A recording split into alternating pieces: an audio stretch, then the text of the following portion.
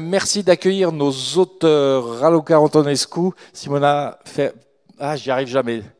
Brunel Ferrari, j'ai deux syllabes qui chaque fois s'inversent. Simona Brunel Ferrarelli et Claire Castillon. Applaudissements s'il vous plaît.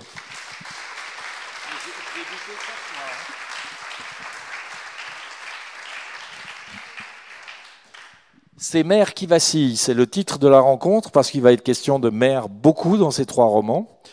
Raluca Antonescu, vous publiez à La Baconnière votre troisième roman, Inflorescence, l'histoire de 4 femmes dont on découvre les liens au fil du roman et qui vont communiquer d'une certaine manière ou en tout cas transmettre un certain nombre de choses au travers des plantes et des jardins. Commençons peut-être par expliquer le titre de ce roman, Inflorescence. Qu'est-ce que c'est une inflorescence ? Alors, une inflorescence, c'est plusieurs fleurs sur une même tige. Donc, les lilas sont des inflorescences et le pissenlit est une inflorescence aussi. Donc, plusieurs fleurs vraiment réunies sur une tige. Le pissenlit est une inflorescence. Je vais vous apprendre un truc. Oui, s'il vous plaît. C'est vrai que ce titre, déjà en soi, il est magnifique, inflorescence. Et j'avais découvert il y a 2 ans environ que le pissenlit, qui est une plante donc qui pousse partout, que tout le monde connaît, que j'ai toujours pensé qu'il était une fleur en elle-même, toute seule. Et en fait, chaque pétale est une fleur. Donc en fait, c'est vraiment une inflorescence constituée d'une centaine de fleurs. Et je trouvais que c'était juste...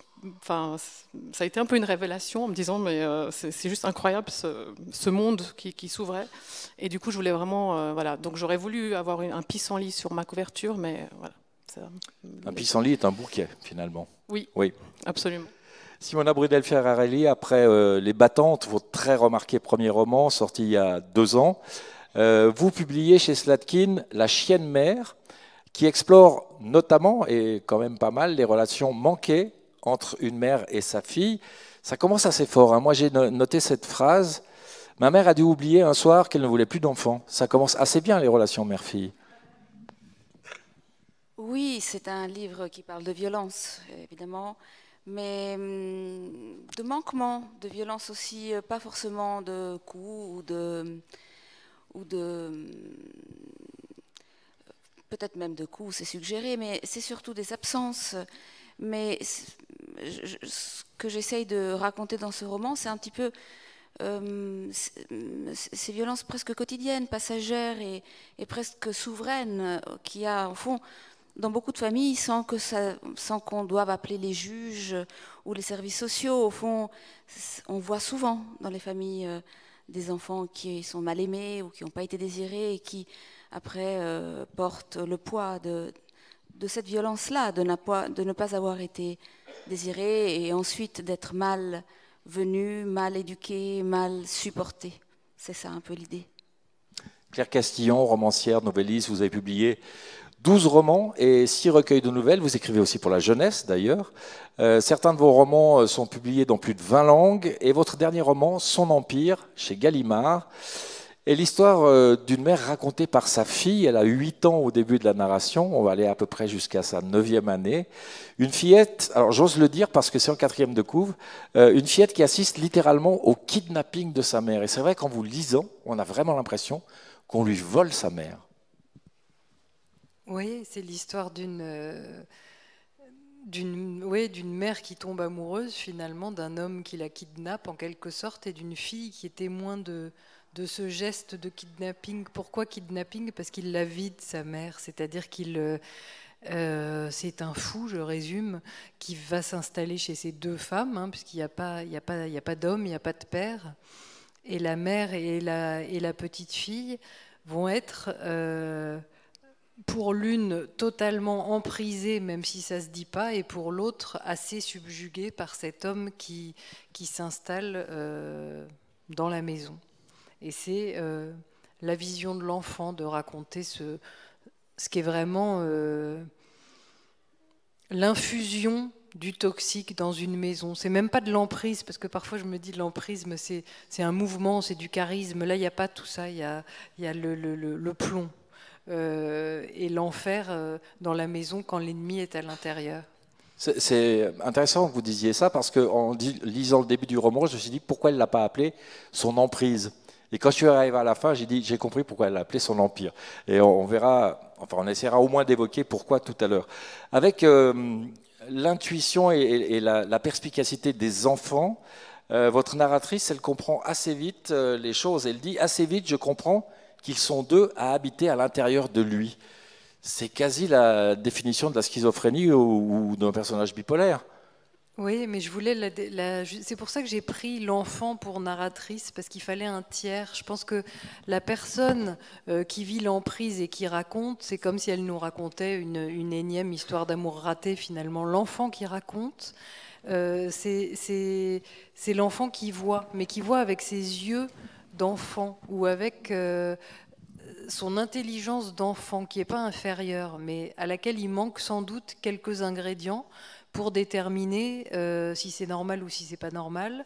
Et puis elle sent, il y a toute cette partie qu'elle ressent, et elle sent, elle sait dire avec des mots d'enfant et pas de psychologue, mais c'est bizarre, cet homme par moment il est agité, et puis par moment il change d'œil, c'est pas le même regard, c'est pas la même attitude, c'est pas la même posture, et elle a décelé en effet dès le début qu'il est bizarre, voilà. Alors, ils ne sont pas équipés totalement, les enfants, pour tout comprendre, mais ils ont une intuition incroyable. Et on sent bien que votre narratrice, elle ressent les choses, parfois même avant qu'elles arrivent. Ben, elle sait, donc ensuite il y a l'habitude, mais comme tous les enfants qui voient, qui anticipent, parce qu'ils subissent cette forme d'agressivité autour d'eux, même si elle ne leur est pas destinée, donc cette espèce d'agression de l'entourage ou de sensation que quelque chose couve, elle sait parce qu'elle est habituée, par exemple, elle est habituée qu'à chaque fois que cet homme organise un bel événement festif, comme un anniversaire, une sortie au restaurant, ça tourne toujours au drame, donc elle sait. Simplement, quand le drame arrive, elle s'arrange pour... c'est comme si elle mettait des pastilles sur certains moments. Par exemple, elle est sur un manège et puis le type fait un esclandre parce que ça se passe mal avec le propriétaire du manège, et elle se dit tiens, si je regarde pas vers le manège, si je regarde un peu en haut, si je regarde un peu sur les côtés, en fait elle recompose à sa façon une scène pas idéale, mais une scène dénuée de violence. Et c'est ça qui m'intéressait aussi dans l'esprit d'une enfant, c'était la refabrication des choses pour se préserver, en fait, pour se sauver.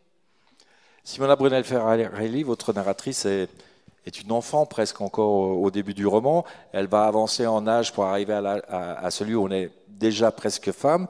Elle a aussi, dès l'enfance, cette espèce de perspicacité, d'intuition assez aiguisée. Elle comprend très vite comment fonctionne le monde et surtout quels sont ses dangers. Elle a vraiment cette appréhension du danger. Alors moi, j'ai voulu faire un peu... peut-être qu'à un certain moment, c'est pas tout à fait réaliste, je ne sais pas, mais j'ai voulu faire un parallèle entre cet enfant qui est au début du livre, comme vous l'évoquez, carrément dans le ventre maternel, et je lui donne la parole, et je fais le lien avec cette chienne qu'elle va rencontrer. Et au fond, cet enfant va avoir perception de ce qui se passe, mais une perception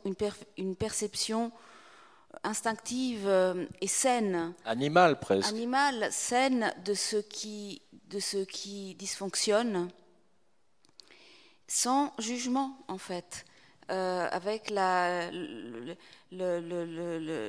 façon de subir qu'ont les enfants, et avec ces échappatoires. Je retrouve la scène de la voltige là dans la... Voilà. Moi, mon enfant, elle va décider que les humains ne sont pas... non, ça ne marche pas, donc elle va préférer se diriger vers d'autres types d'amour, notamment l'amour animal. Mais j'entends, c'est une forme de sagesse primitive qui l'habite. Et je pense que les enfants l'ont. Raluca Antonescu, vos 4 personnages de femmes, Viviane, Aloïse, Amalia et Catherine, permettent aussi d'explorer les rapports entre mère et fille. Alors c'est difficile de ne pas raconter votre roman, si j'ose dire, parce que si on en dit trop, on casse tout le déroulé et la construction du roman qui est assez fine, mais sans dire qui avec qui, c'est quand même essentiellement les rapports mère-fille qui sont explorés. Oui, oui, alors tout à fait. Alors, bon, juste un petit aparté, cette situation est assez étrange parce qu'il y a ma fille dans la salle et ma mère a failli être là aussi cet après-midi. Et quand elle a Je suis su désolé, le on est titre, obligé d'annuler la rencontre. quand elle a su le titre, bon, pour finir, elle est pas venue, mais donc voilà. Mais Non, bon, mais c'est- mes livres sont pure fiction, donc Raluca, c'est marqué roman sur la première oui, oui, page, voilà, on est on est d'accord. bien d'accord. Mais donc voilà, donc c'est un peu une mise en abîme,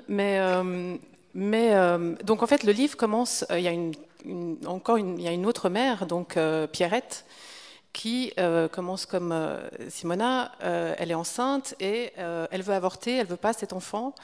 Elle supplie le gouffre du diable voilà, de lui arracher cet enfant. Et pour finir, cet enfant va naître et elle va mourir en couche. Et ce que moi j'avais envie d'explorer justement dans ce rapport mère-enfant, c'est comme une méconnaissance en fait. C'est pas une malédiction qui va se transmettre, c'est une méconnaissance dans le bien aimer son enfant. Un savoir qui, sans modèle précédent, de la génération avant, n'est pas forcément inné. Voilà, une mère, si on lui a pas transmis en fait des bases et comment aimer vraiment et comment surtout bien aimer son enfant, va pas forcément toujours, en fonction de la situation, savoir le faire. Et elle va des fois reproduire en fait une forme de désamour. Et c'était ça qui, voilà, j'avais envie de mettre ça en scène d'une génération à l'autre, cette méconnaissance et ce tiraillement en fait qui a très fort chez ces mères entre un puissant désir de possession, de posséder son enfant et à la fois le désir de l'abandonner. Et c'est ce tiraillement entre les deux très fort qui habite toutes ces mères. Et je pense que les mères... Du coup, j'ai envie de rebondir chez Simona parce que chez vous, il peut y avoir le pas envie de s'en occuper, mais j'ai l'impression que la mère, elle a d'autres priorités. Non, c'est pas une mauvaise mère. Elle Non. est juste prise dans un étau d'un tas de choses à faire, à commencer par gagner sa vie, et puis par ses fantaisies, et puis par un homme qu'elle aime qui est difficile à aimer. Et puis elle a des priorités. Mais qu'elle aime quand même vraiment, mais qu'elle aime oui, de façon toxique, quasi... bien sûr. Oui. Disons que c'est une mère qui a d'autres priorités. Je ne voulais pas que ce soit noir et blanc. Je voulais que ce soit une histoire extrêmement ordinaire de mamans qui ne sont pas parfaites. Parce que, en fait, moi, je me suis beaucoup remise en question aussi, personnellement. On aimerait toujours être des mères parfaites quand on a des enfants. Moi, je suis très imparfaite. Et j'ai été aussi chercher dans mes propres imperfections. C'est un roman, bien sûr, ce n'est pas du tout autobiographique, mais... beaucoup de choses que j'ai attribuées à ce personnage, c'est aussi gigantisé, romancé, etc. Mais des manquements que moi j'ai ressentis, par exemple. Combien de fois j'ai préféré faire une chose plutôt que de m'occuper de mes enfants. Et c'est légitime. Voilà, j'aimerais aussi le dire, c'est qu'on a le droit de faire mal et on a le droit de ne pas être une mère parfaite. Ça ne veut pas dire qu'on ne les aime pas. Je ne pense pas que la mère qui vacille dans mon roman, je ne pense pas qu'elle n'aime pas sa fille. Je pense qu'elle ne sait pas bien le faire, mais je ne pense pas qu'elle ne l'aime pas. Je pense que la chienne l'aime mieux. C'est tout. Ouais. Alors, on verra tout à l'heure qu'il y a peut-être un autre point légèrement autobiographique quand on parlera du cahier. Oui, bien sûr. Parce que, évidemment, c'est important. Claire Castillon, il y a des moments d'une force incroyable dans votre roman. Je pense notamment, alors, je l'ai encore noté sous le terme d'emprise, parce que je pense que pour la mère de la narratrice, c'est un empire. Pour la narratrice, c'est peut-être une emprise. Elle est peut-être un peu moins forte. Mais tout de même, votre narratrice, à un moment, mère et fille ont déménagé, elles sont dans un nouvel appartement. Et pourtant, elle dit, voyant ma mère de dos dans un nouvel appartement qu'il ne connaît pas et où on ne le laissera jamais entrer, eh ben, la narratrice, en voyant sa mère de dos, elle a l'impression que c'est lui. Comme si elle était habitée vraiment par lui. Alors, on comprend bien l'emprise et l'empire psychologique, mais là, c'est physique, carrément. Oui, je pense que c'est et puis c'est presque héréditaire, c'est-à-dire que cet homme-là, c'est un peu comme s'il avait jeté un sort, c'est presque vaudou, et c'est en ça que c'est physique en fait. Il jette un sort sur la mère, qu'il accepte, qui devient une espèce de machine à dire oui, à se soumettre, à le recoudre chaque fois qu'il s'ouvre, parce qu'il a quelque chose comme ça de logoréique, par exemple. Donc à chaque fois, pour le calmer, la petite voit faire sa mère. Elle sait comment l'apaiser, elle sait comment le calmer, elle sait comment laisser passer l'orage, etc. Et puis, je pense que ce poison... quand il est répandu dans la famille, ça modifie toute la chimie de la famille, en fait, et la chimie des relations. Donc la petite, face à autant de toxicité, est imbibée elle aussi. Donc la mère est imbibée vraiment comme si elle avait bu un très très très très très mauvais vin, sauf qu'elle aura mal à la tête toute sa vie, il y a quelque chose comme ça. Et la fille, voyant sa mère finalement prendre parfois les mimiques de l'homme alors qu'il est loin, alors que normalement elles ne sont plus censées le voir, etc. En fait, la petite se rend compte que la malédiction est là. Elle n'est même pas dans le lieu, puisqu'elles ont changé de lieu. C'est qu'elle le porte. Elle le porte avec elles deux, comme si c'était... Voilà, il est capable, en gros, il est capable de tout, même de devenir un fantôme. Alors, je l'ai lu avec des yeux d'homme, forcément, hein, mais quand vous dites soumission, je me suis demandé s'il n'y avait pas aussi un peu de dépendance. On a l'impression qu'elle y tient à cet homme quand même. Et... En tout cas, dans un premier temps, quand il n'est pas là... Oui, je pense, mais justement, ça aussi, c'est vu par les yeux de la fillette, mais je pense que c'est le mécanisme de l'emprise que je voulais surtout pas expliquer, ni avec la raison en effet, de cette déraison de la femme, parce qu'il y en a toujours une, mais ce qui m'intéressait, c'était pas vraiment le ressort du pourquoi elle se laisse faire alors qu'elle a un travail, alors qu'elle n'a pas l'air idiote, etc., et qu'elle est très... elle a des amis, elle a une famille, elle a une fille, donc on se dit c'est bizarre qu'elle n'arrive pas à se rendre compte qu'il est en train de l'écrabouiller. Et en fait, ce qui m'intéressait dans ce qui l'emportait, c'était justement qu'elle était pas faite pour ça. C'est la fille, c'est la femme qui a priori a tout pour tenir debout toute seule. Et je pense qu'en effet, l'emprise est... oui, il la rend folle. Alors, est-ce que c'est parce que après 23 heures d'horreur par jour, la 24e est extraordinaire, sans doute. Mais c'est vraiment... Voilà, c'est comme une femme qui est sous la pluie tout le temps, c'est l'enfer, mais elle est sûre qu'à un moment, il va y avoir une goutte d'eau sympa, en fait. Et ça, ça donne un climat d'écriture qui me motive, en fait. C'est toujours ça qui m'anime plus que l'histoire. Alors, où votre roman est absolument redoutable, c'est qu'avec l'air de ne pas y toucher, il démontre complètement le mécanisme, et notamment l'anticipation presque, je cherche le mot, inconsciente. C'est de nouveau la fille qui parle, mais elle dit de sa mère, elle prononce des phrases clairvoyantes qui jaillissent de son être déjà profondément aveugle. Donc la fille, elle est capable de comprendre que sa mère a tout compris, mais qu'en fait, elle ne voit rien.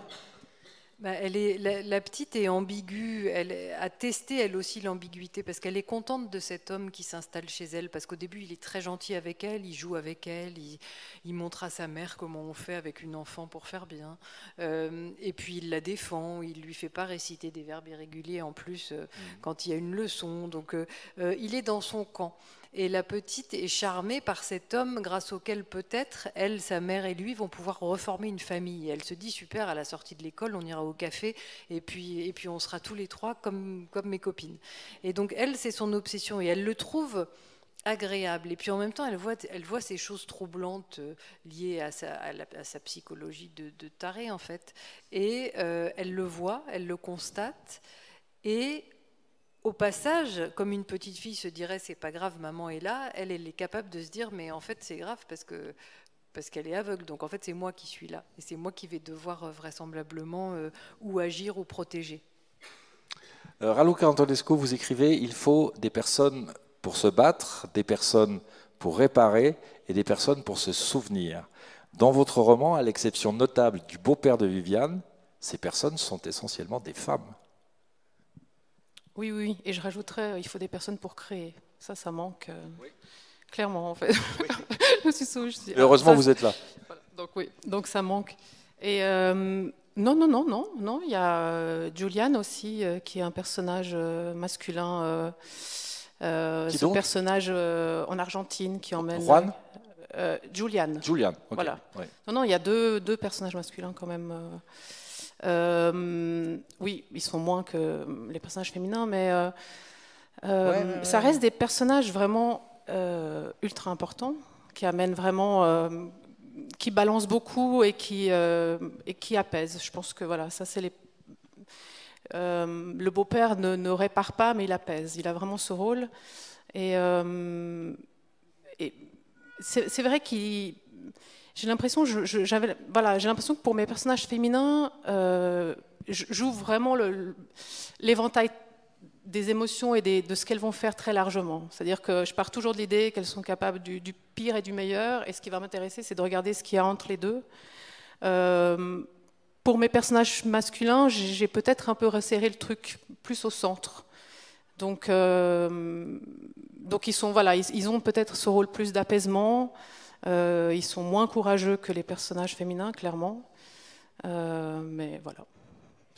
Il y a quelques personnages béquilles aussi dans votre roman. C'est aussi que des femmes, pratiquement. Oui, parce que les liens, j'avais aussi envie d'aborder ces liens d'amitié très très fortes entre deux femmes, là, qui sont vraiment des liens qui permettent de prendre vraiment les bonnes décisions au bon moment, comme pour Viviane, qui permettent d'offrir une bière quand il faut offrir une bière, qui permettent de vraiment... Enfin, qui sont essentiels. Vraiment, et c'est vrai que ce livre parle vraiment essentiellement des liens de famille, donc voilà, d'une génération à l'autre. Et c'est vrai que très vite, ces liens...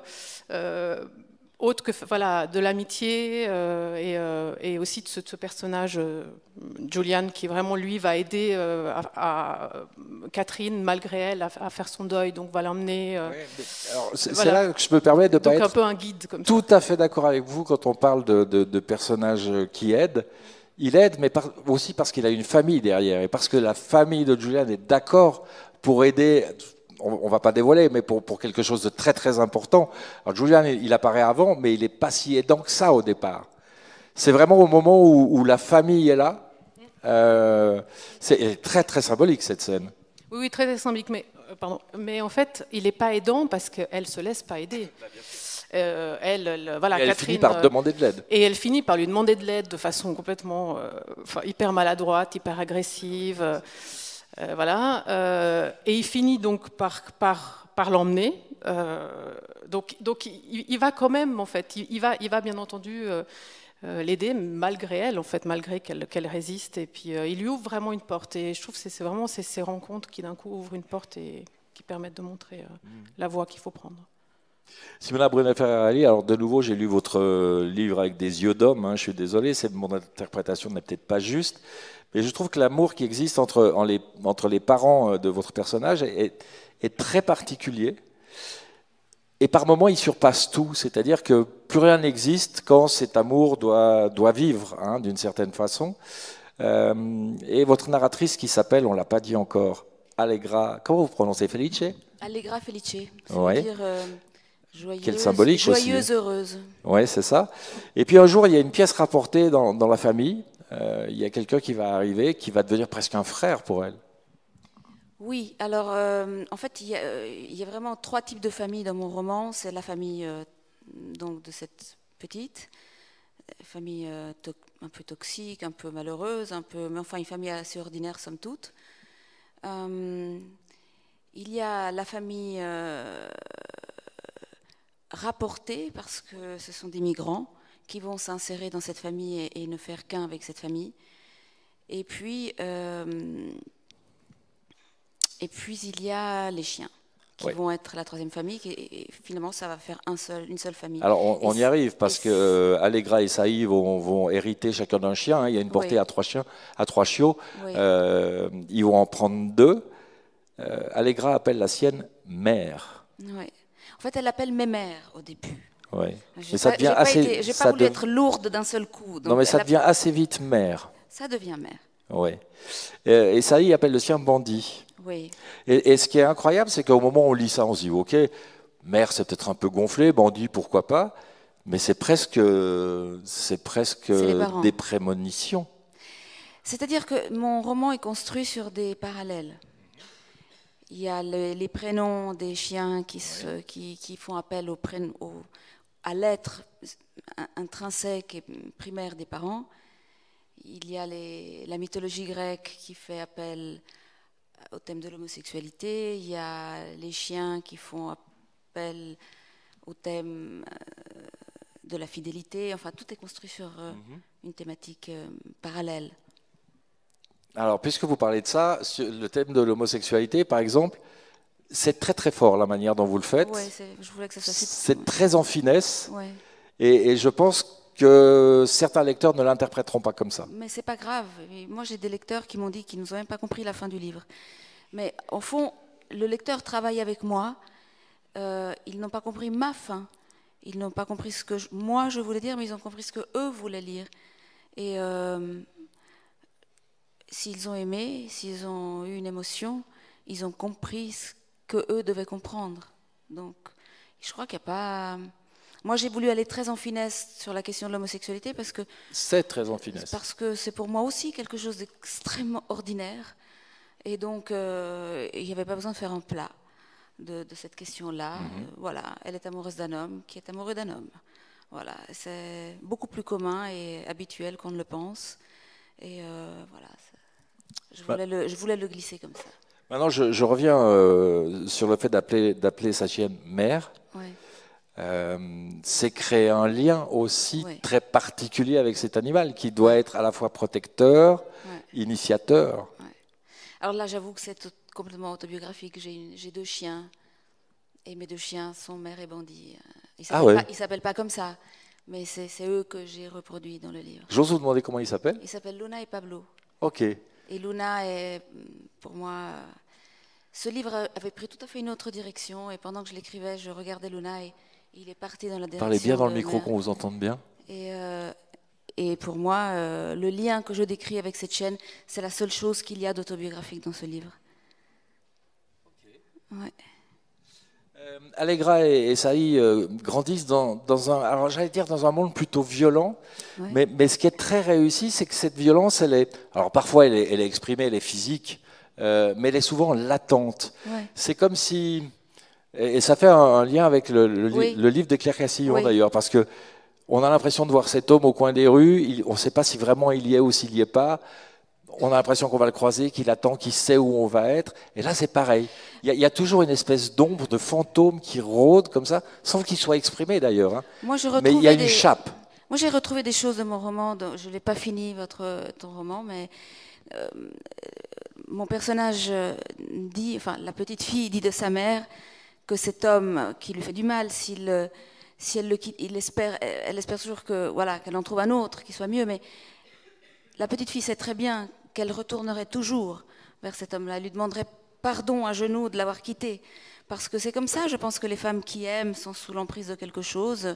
Elles ne se rendent pas compte, qui aiment ou qui ont décidé d'être sous l'emprise de quelque chose ou qui ne l'ont pas décidé, j'en sais rien. Je ne suis pas psy. Mais quand elles sont dans cette entrave, et comme tu le décris si bien, quand elles sont habitées par quelque chose, c'est fini. Elles échappent à tout. À leurs enfants, à la réalité. Elles sont kidnappées, comme elle le dit si bien. Mais ça, c'est une thématique qu'on pourrait trouver dans les 3 romans, hein, finalement. Est-ce qu'à un moment, on décide d'être victime ou pas? Je trouve que dans le cas d'Allegra, elle sent le danger. Parfois, elle est tentée d'y succomber, donc de se mettre vraiment en danger et de devenir victime. Mais elle a sa chienne. Mais elle a sa chienne, c'est vrai. Le personnage de Claire n'a pas. Oui. Allegra a sa chienne. C'est vrai. C'est ça que c'est aussi un petit peu le message que je voulais faire passer, c'est que l'importance d'avoir la chienne. Ok, d'accord. Claire Cassillon, votre narratrice, elle a la perspective d'éventuellement avoir quelque chose qui pourrait ressembler à une sœur, parce que cet homme a une fille. Oui. Et cette fille reste longtemps une promesse. Là aussi, on a l'impression que peut-être que si votre narratrice la rencontre, il y a une forme de danger, celui de tomber encore plus, que l'emprise devienne empire, du coup. Oui, en fait, cet homme raconte donc à la petite qu'il a une fille de son âge, qu'il n'a pas trop le droit de voir en ce moment, mais il lui montre une photo d'elle de dos. Et donc, ma narratrice développe pour cette petite fille qui s'appelle Esther une espèce d'affinité qui n'est pas encore une passion, mais elle se dit chouette, en plus au café on ne va pas être 3, on va être 4 et j'aurai comme une sœur, une demi-sœur. Alors pourvu qu'elle soit pas trop jalouse de moi, parce que comme son papa est tout le temps avec moi et pas avec elle, elle va peut-être être jalouse, et donc là encore elle anticipe et elle imagine en effet la famille encore plus idéale. Et je pense que c'est pour ça que l'homme le fait aussi.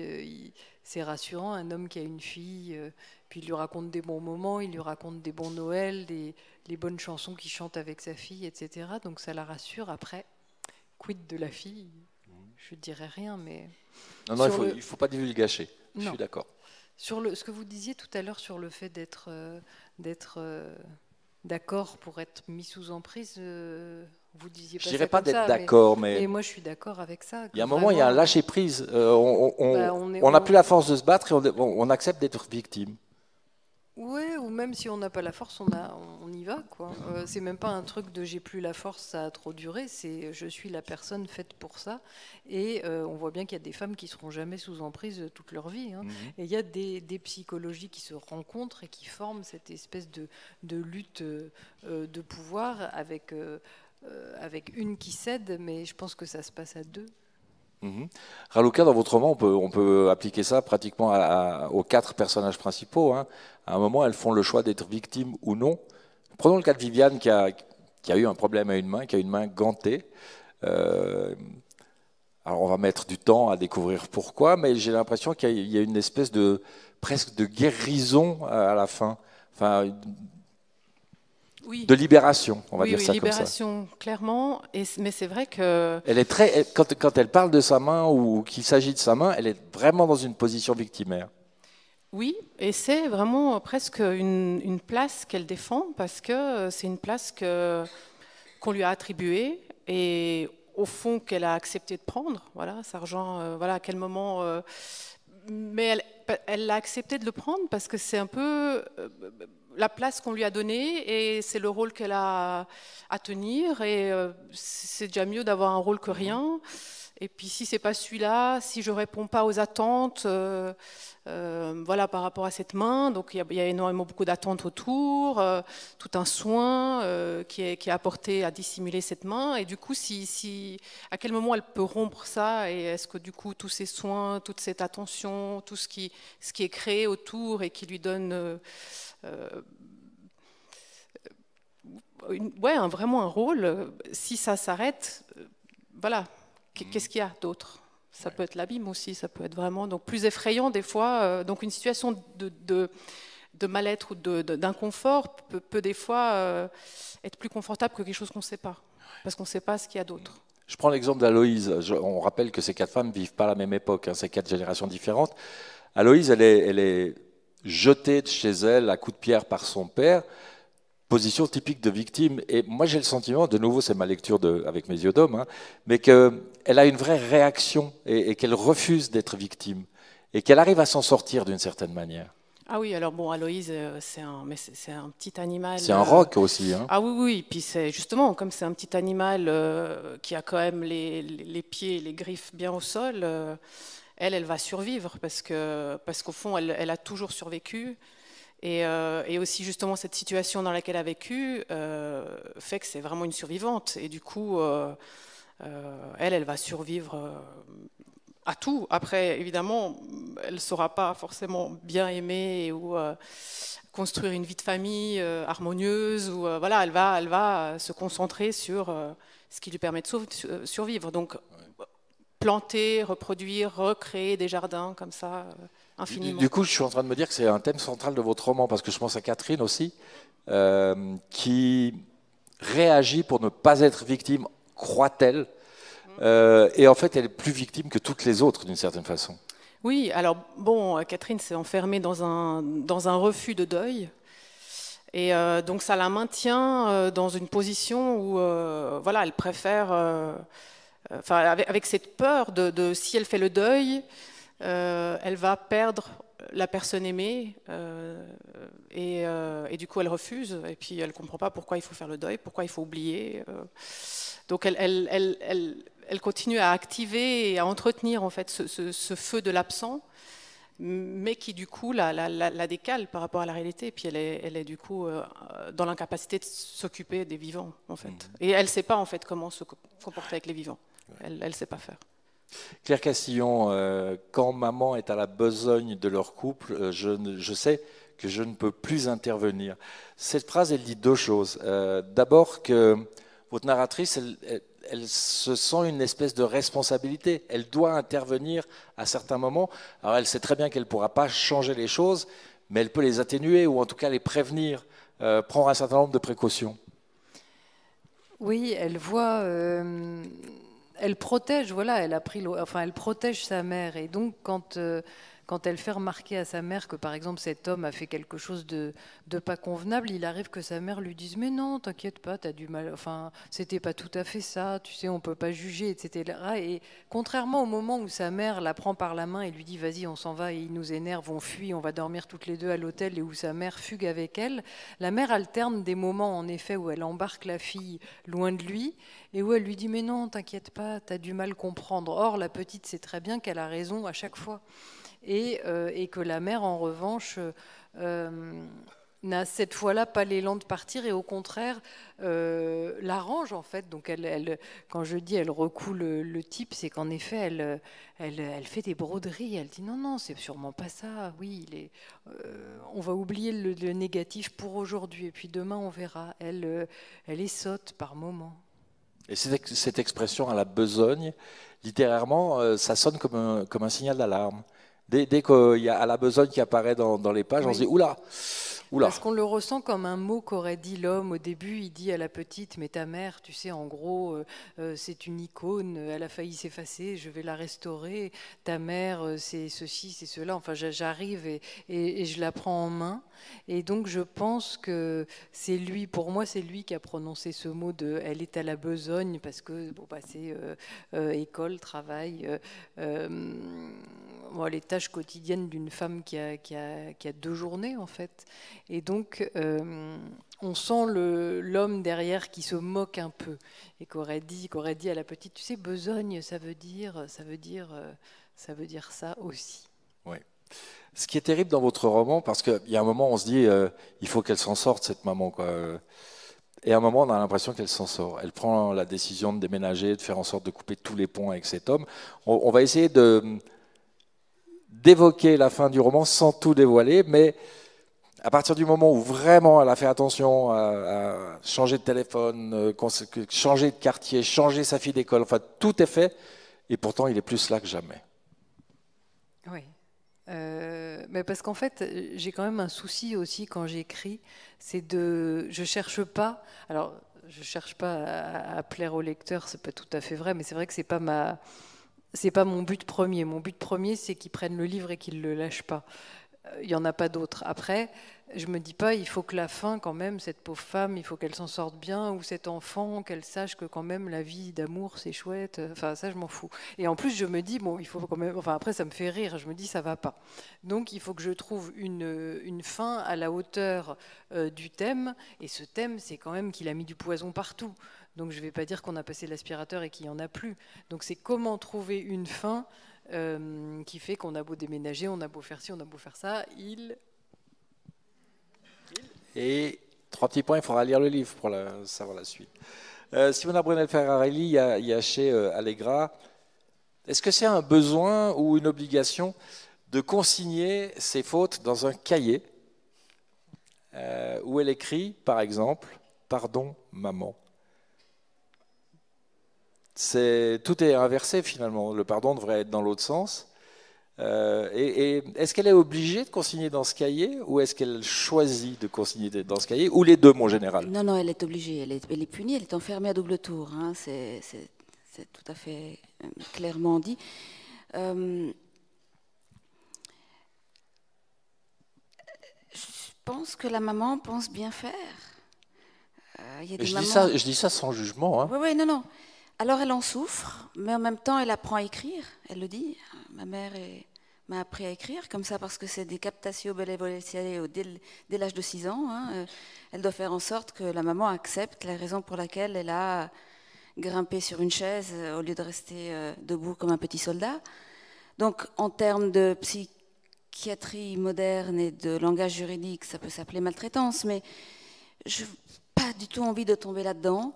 Et j'espère avoir été suffisamment subtile pour qu'on comprenne que la maman, c'est le seul outil qu'elle a, c'est la violence intrinsèque, mais que son but, c'est quand même d'éduquer sa fille. La preuve, c'est qu'elle lui fait faire des activités artistiques, qu'elle lui transmet des livres, puisque la petite lit beaucoup, mais elle a des maladresses. Comme beaucoup de mamans, elle a des maladresses. Chose que la chienne n'a pas. J'en reviens à ce cahier, parce que le fait d'écrire dans ce cahier fait naître en elle, en tenaille, d'en dire plus tard. Est-ce que c'est la naissance d'un écrivain?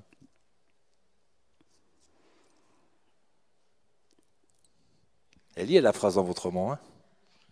Oui.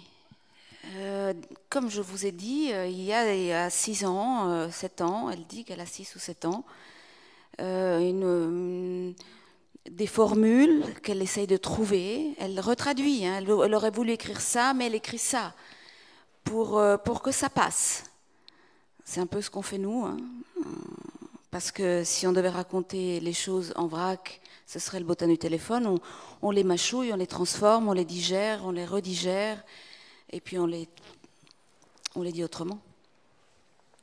Est-ce que je dois entendre que dans votre histoire à vous, il y a quelque chose qui, en tenaille, vous a donné envie d'en dire plus tard? Peut-être. Moi, je vous assure que ce qu'il y a de vraiment autobiographique dans mon roman, ce sont les chiens.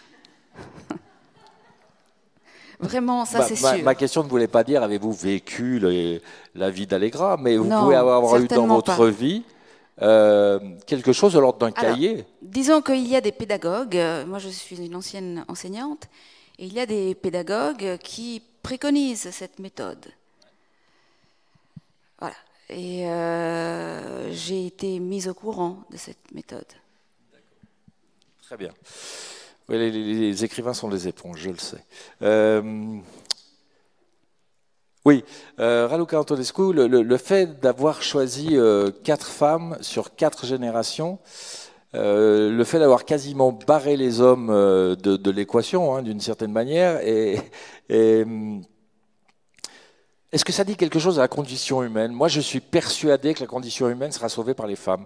Et je suis persuadé que c'est les femmes qui ont la force de passer les obstacles, qui ont la force d'affronter les éléments. Et plus j'avance en âge, et plus je me dis que les hommes sont des trouillons. Ok. Est-ce qu'il y a quelque chose de cet ordre-là dans votre livre? Parce qu'elles sont, même quand elles sont fragiles, elles sont fortes, vos femmes. Oui, bon, alors ça c'est sûr. Et c'est vrai que moi je voulais que ces femmes soient courageuses, luttent pour être libres. Et c'est vrai que mes personnages masculins sont plus effacés, Ouais. plus lâches, prennent moins de risques, clairement. C'est brave, les garçons. elles le payent cher, certaines, leur liberté, mais je pense que voilà, il y a un prix pour la liberté. Après, moi, j'ai lu, depuis que je lis, j'ai lu que des histoires qui mettent en scène des hommes, et jamais ça a été signifié que c'était des histoires d'hommes ou que les personnages étaient masculins. Maintenant, là, c'est que des femmes. Il y a très peu d'hommes, mais ma foi, c'est. Oui, mais comme vous dites, c'est pas une critique. Hein. Non, je sais. Ouais. Mais c'est pour dire, je pense que.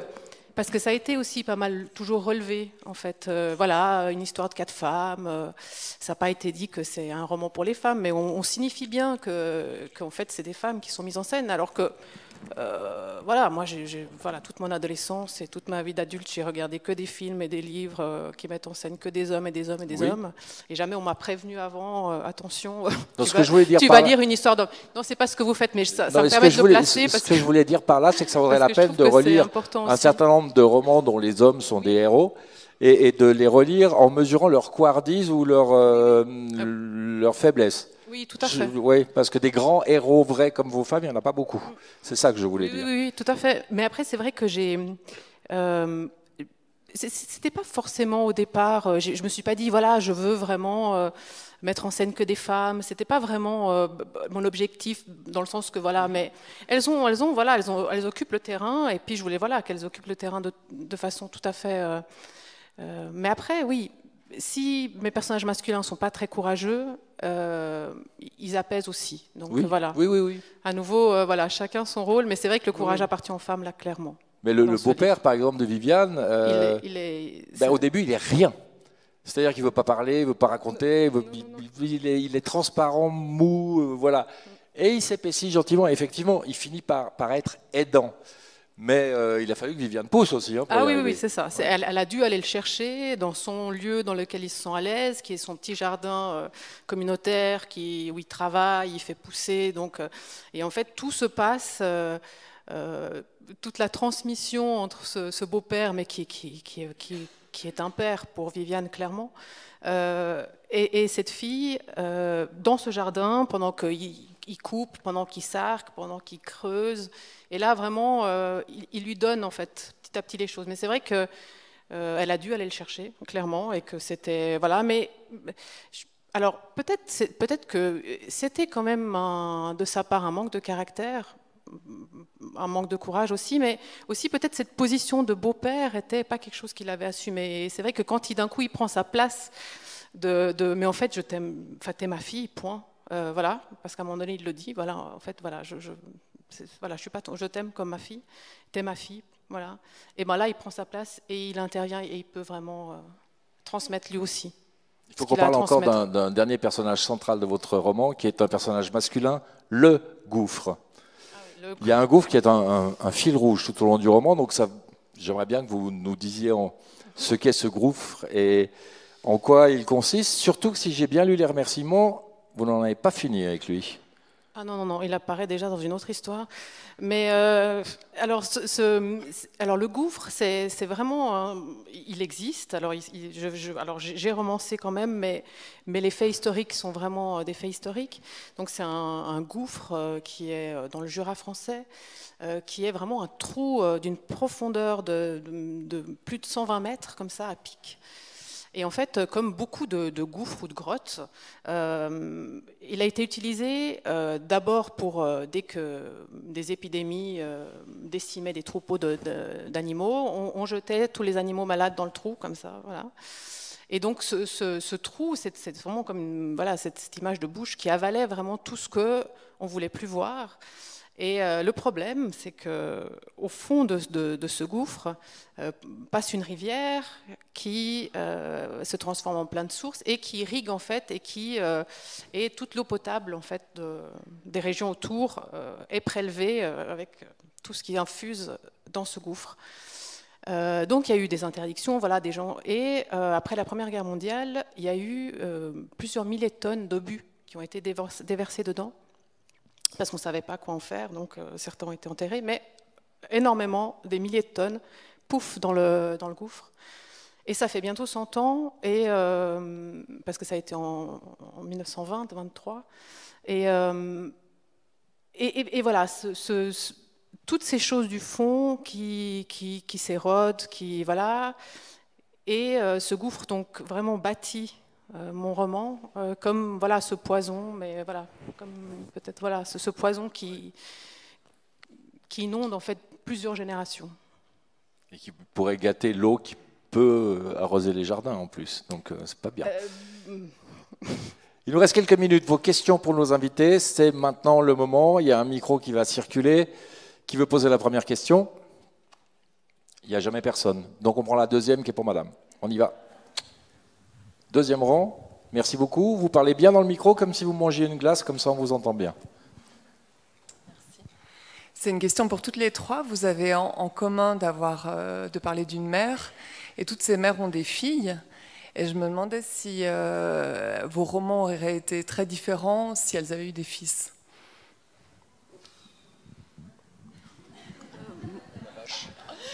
Moi, elle a des fils avant d'avoir une fille. Ouais. Moi, personnellement, je voulais juste rebondir. J'ai tenté, je ne sais pas si le lecteur le verra, mais j'ai tenté de ne pas faire une différence dichotomique vraiment entre hommes et femmes, oui. Plus fortes les femmes, moins forts les hommes, etc. La mère est aussi violente que le père. Pour moi, c'est vraiment une question de nature humaine et pas de femme ou d'homme. Je le ressens personnellement comme ça. Mais entre Allegra et Saï, on aurait pu intervertir les rôles, c'est une question de destin. Puisque Saï est une fille, au fond, à la fin. Oui. Donc, oui, c'est... Moi, je ne crois pas que ce soit une question de sexe. Je crois que c'est plutôt une question d'autre chose, qui est individuelle à chacun. Bon, moi, je pense que si, ça aurait été pas pareil, puisque moi, c'est aussi le lien avec l'enfant de la génération d'après. Que je mets en scène, et du coup, non, ça aurait pas été le même livre. Non, je pense pas. Claire Castillon. Moi, je pense que c'est vraiment la proximité de la mère et de l'enfant. Là, c'est une petite fille, sûrement parce que j'ai une fille, hein, et que voilà, c'est sa main dans la mienne, et que je vois à peu près ce que ça peut former comme union. Mais il m'est arrivé d'écrire un livre là que j'ai pas fini, mais avec un petit garçon. Et en fait, ça va très bien parce que je crois que j'ai compris à quoi ça ressemblait d'aimer un enfant et ce lien-là. Donc je pense que ça n'aurait pas véritablement changé quelque chose. Autre question pour nos invités. Je mets aux enchères. Une fois, 2 fois, 3 fois. Je vous rappelle... Vous allez signer sous la tente après, c'est ça, hein. Donc, si vous allez, comme vous avez des bracelets, vous pouvez aller directement sous la tente des dédicaces ou nos 3 autres. Qu'est-ce que vous préférez, vous? C'est auteur, auteure ou autrice? Auteur. Auteur. Nos 3 auteurs se feront un plaisir de vous signer leur roman. Simona Brunel Ferrarelli, La chienne mère. C'est un très beau roman, vraiment. Raluca Antonescu, Inflorescence. Et j'ai envie d'en dire encore un mot, mais c'est moi qui vais le dire parce qu'on ne peut rien raconter. Le plus dur dans un roman, c'est de faire une bonne fin. Et celle-là, elle est extraordinaire. Son Empire, Claire Castillon chez Gallimard. Je voulais vous demander de bien vouloir remercier nos auteurs avec vos applaudissements.